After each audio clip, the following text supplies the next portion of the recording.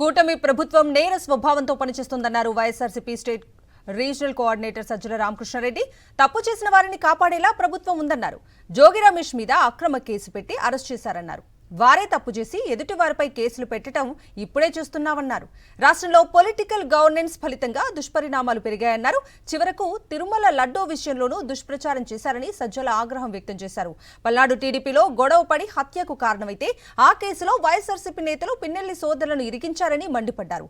వ్యవస్థల్లో విచ్చలవిడితనం పెరిగిందన్నారు. జోగి రమేష్ మీద పెట్టిన కేసు నిలవదన్నారు సజ్జల రామకృష్ణారెడ్డి. మరి పచ్చిగా దాన్ని ఎట్లా వర్ణించాలో తెలియనంతగా ఆ కేసు, ఆ అరెస్ట్, జోగి రమేష్ అరెస్ట్ చూస్తే ఆయన జోగి రమేష్ అందరికీ తెలిసిన వ్యక్తి, సీనియర్ నాయకుడు, మాజీ మంత్రి, వెనుకబడ్డ వర్గాలకు చెందిన, సొంతంగా ఎదిగిన బలమైన నాయకుడిగా గొంతు వినిపించగలిగిన నాయకుడు. అలాంటి జోగి రమేష్ మీద ఈరోజు ఈ కేసు తీసుకొచ్చి ఆయన అరెస్ట్ చేశారు. దీనికి ఇంత మేము చెప్పాల్సిన అవసరం, అరెస్టులు తప్పు జరిగిన చోట అరెస్ట్ జరగాలి, కేసు పెట్టాలి, అరెస్టులు జరగాలి, ఎవరైనా వదలకూడదు.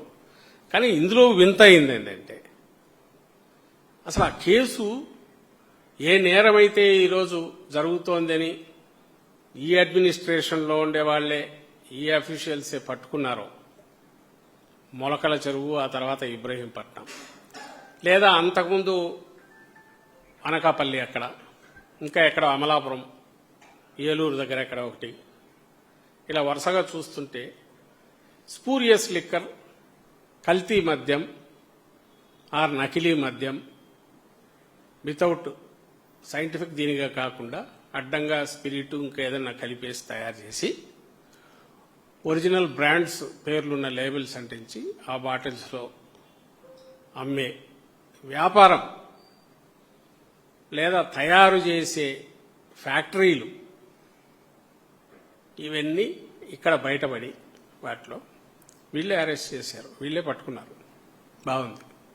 ప్రభుత్వము పోనీ మొన్నొచ్చింది, నిన్నగాక మొన్నొచ్చింది తెలుగుదేశము, కాబట్టి మా వాళ్ళు సర్దుకోవడానికే టైం జరగలేదంటే అనుకోవచ్చు. ఇవి చేసినారని మా వాళ్ళు ఎట్లా అంటాము, మీ వాళ్ళు అని ఎవరన్నా మా వైఎస్ఆర్సీపీని అంటే దాదాపు 2 ఏళ్ళు అవుతుంది.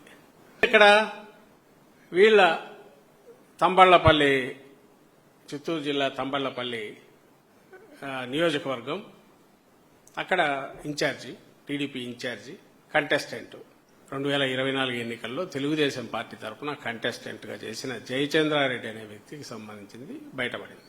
ఇంత క్లియర్గా ఎవరు చేశారో, ఎవరిది ఇది, ఏ రాజ్యంలో ఇది జరిగింది, నువ్వేమన్నా చూసి చూడట్టు వదులుతున్న గవర్నమెంటా అంటే లేని కేసులు పెట్టి, తప్పుడు కేసులు పెట్టి ఇదే అవుతున్నారు.